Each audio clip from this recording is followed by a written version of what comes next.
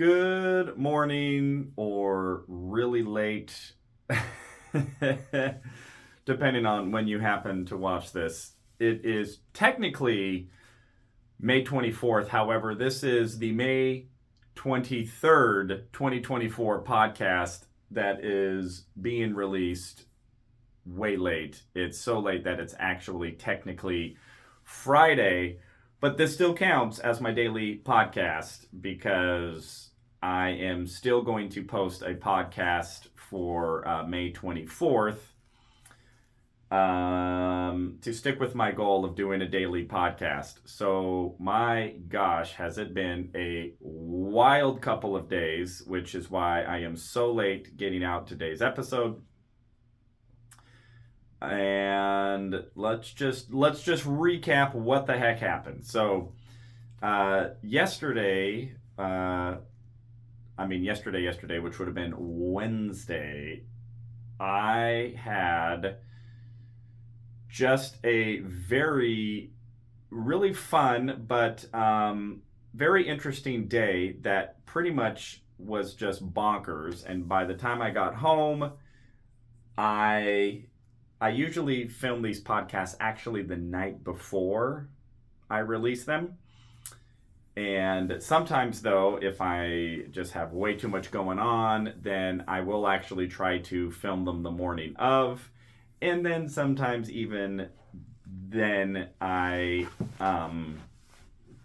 have a really busy morning, and then they kind of get pushed to the afternoon. And then sometimes I have a wild day.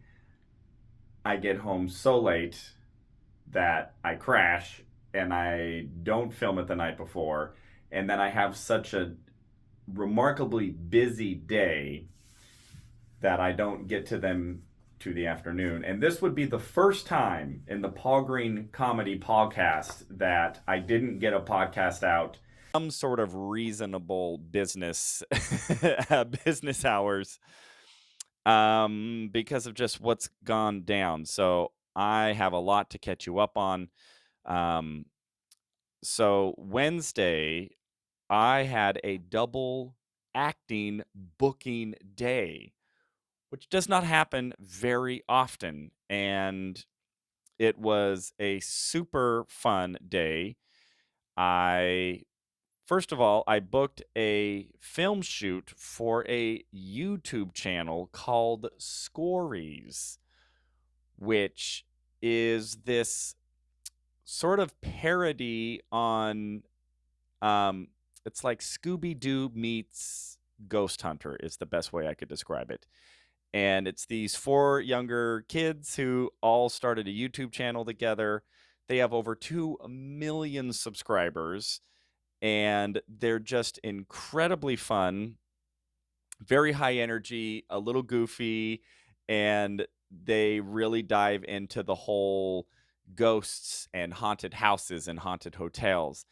And so they filmed a one of their videos here in Phoenix, and they booked me to come out and um, be a ghost hunter, which was super fun. All I did to get the audition is I just sent in a tape of me improvising some stuff about being a ghost hunter, and they booked me off of that. And so I got to just hang out with these fun, I call them kids. They're probably in their like early 20s, I would assume, maybe. Heck, they could be teenagers for all I know. I don't know. I couldn't tell.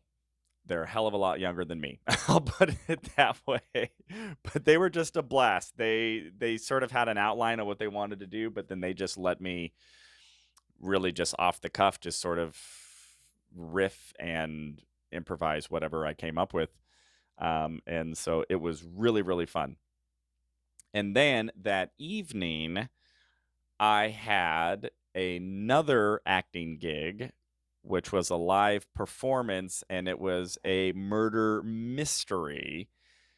And I got to act as the entertainer and the musician. So that was sort of my role. So I had a piano there, and it was up in this super fancy North Scottsdale resort. And golf course. It's the whole country club and it's casitas and these big conference rooms and beautiful buildings and apartments and stuff. Just this whole, just like square mile of just upper end real estate, country club, housing, condos, casitas, ballrooms, conference rooms, meeting rooms, the whole thing. So there was this company that was having their corporate retreat up there, and as part of the corporate retreat, they wanted a murder mystery. And it was a small group, it was only about 20 people. And then there were 4 performers who were all part of this murder mystery, of which I had one character, obviously. Well, sometimes I've done a murder mystery before, and I actually was 2 characters. I was the guy who was murdered, but then I come back as my own twin brother, which was kind of fun. So in this murder mystery, again, I was the entertainer, and then the other actress, her name is Lily, incredibly talented, incredibly funny. And so she and I are married. Our characters are married, and we're like a duo music act. So I play the piano, and she's the singer, and we're gonna be big stars, and we're looking to expand our music business, our music performance, book more gigs, and we're looking to get some cruise ships, everybody.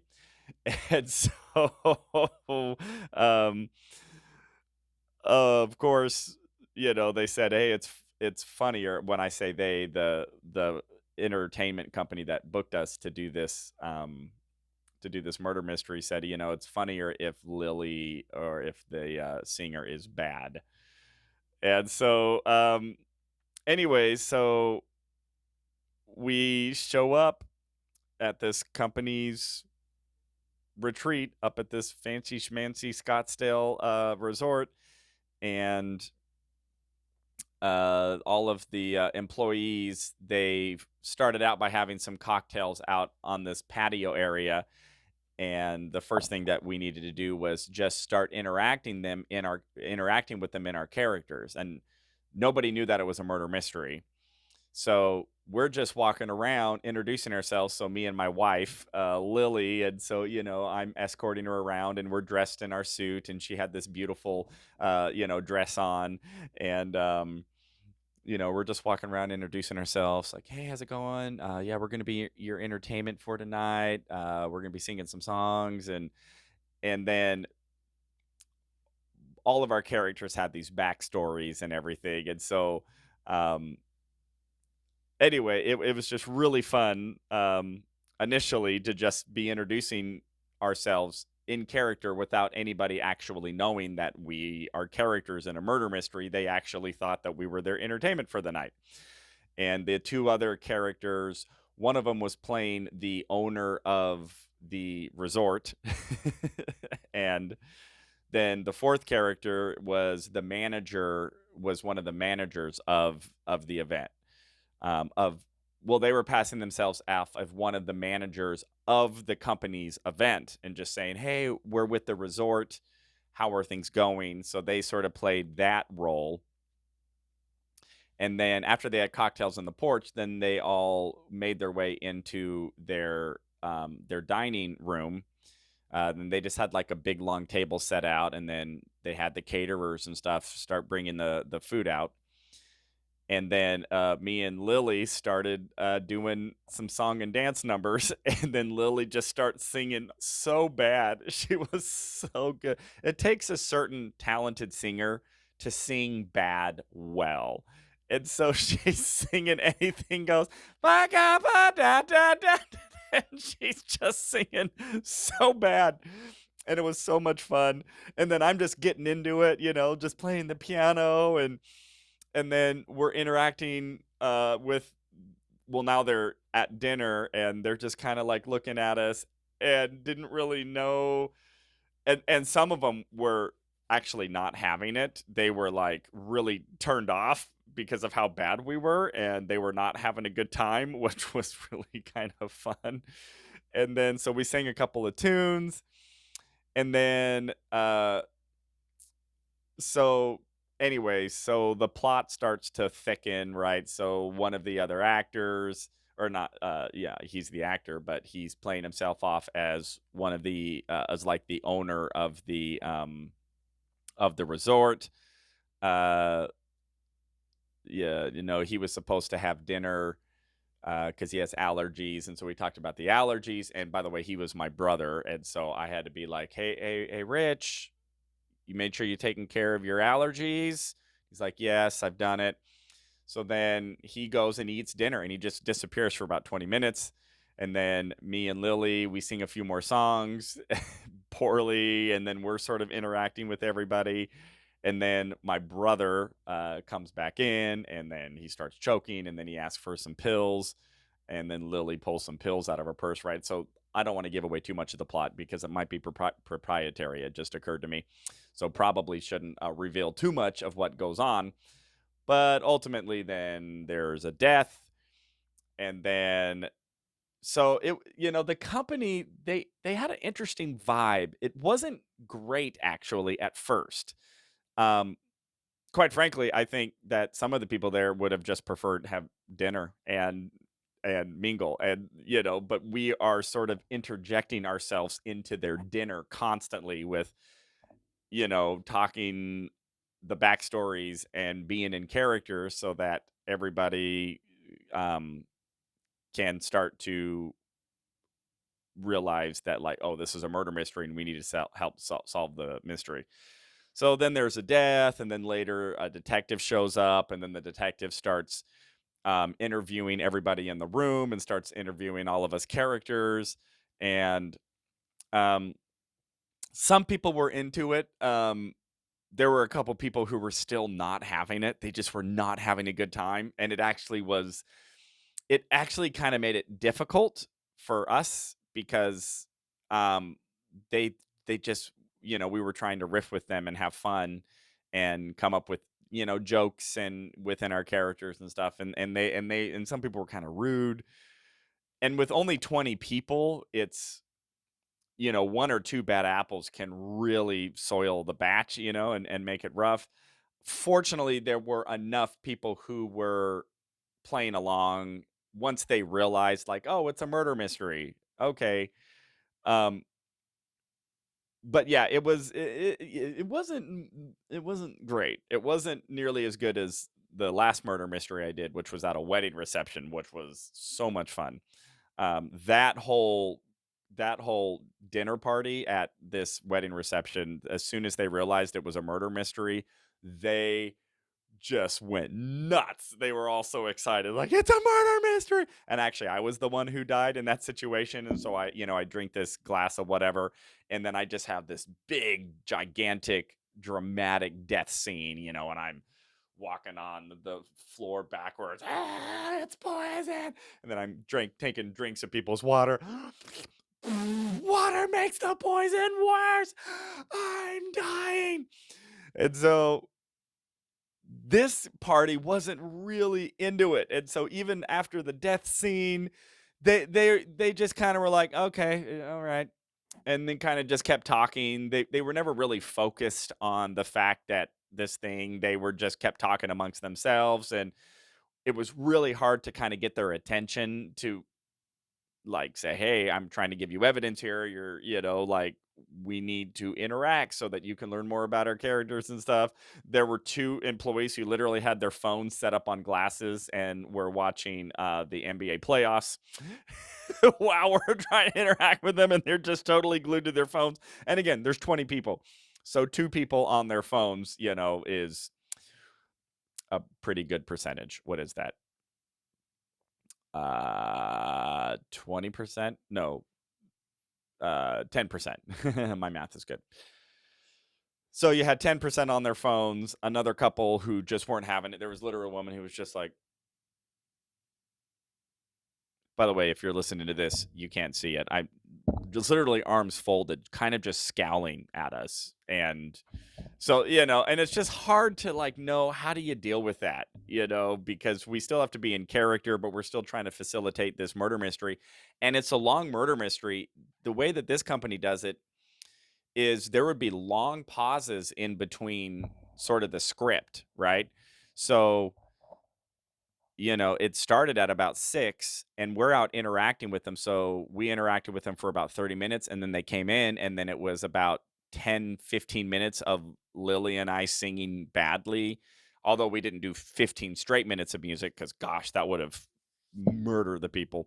But we did like a couple songs, but then we went and interacted.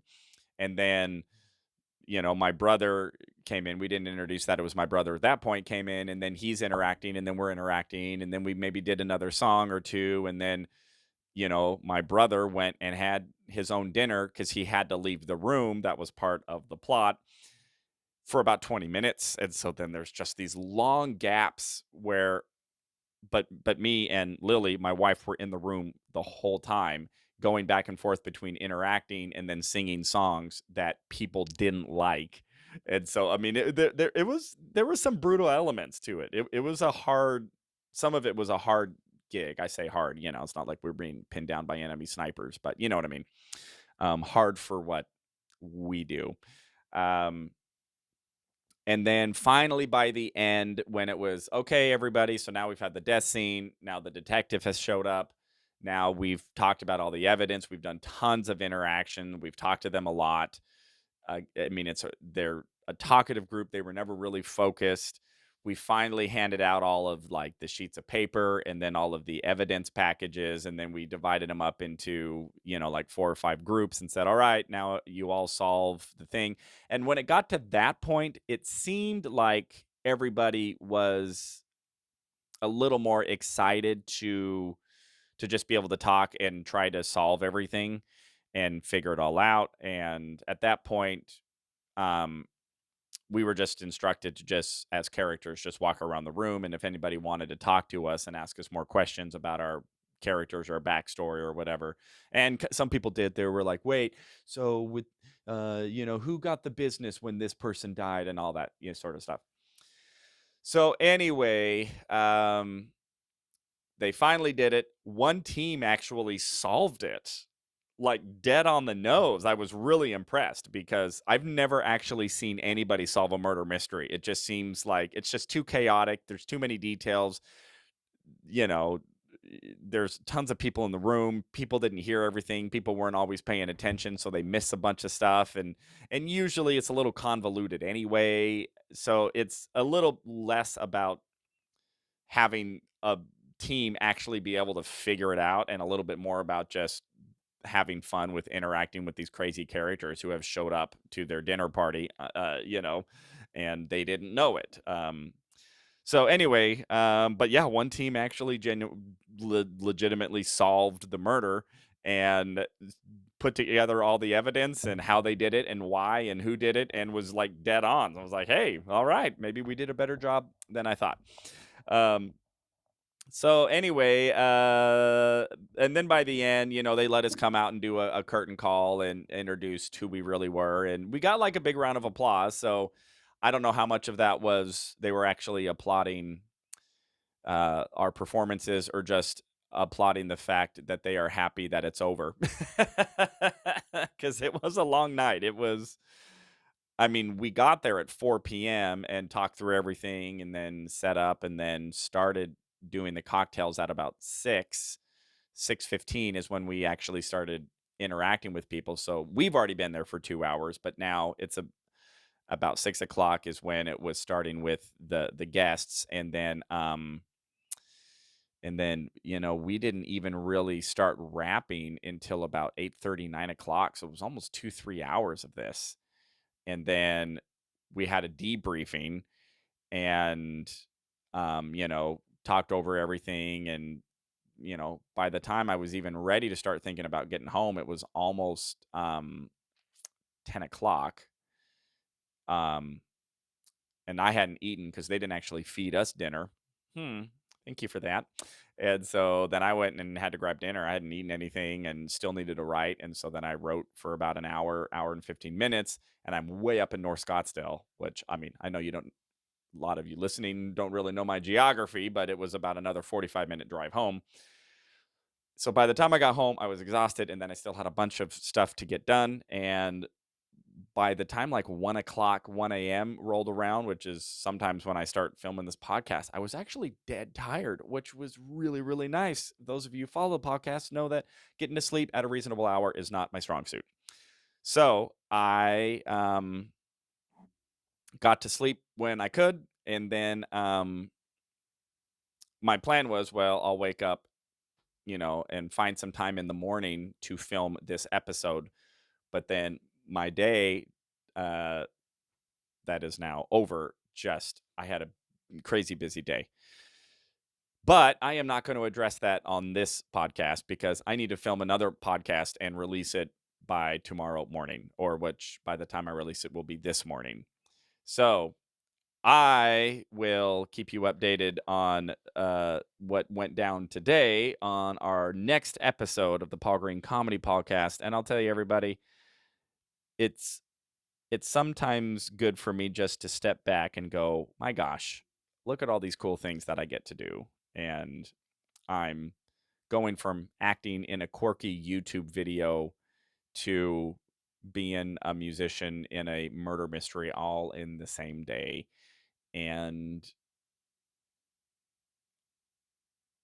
while in the middle of a week where I get to do a bunch of stand up and filming podcasts, and I'm going to be flying to Missouri to film more content with a really talented social media influencer, Elizabeth Weichert, who I was out there a couple months ago for a show, and we ended up filming a couple YouTube videos or social media videos in these gold leotards that have just gone absolutely viral. Well, viral for my standards, not for hers, because she's incredibly viral online.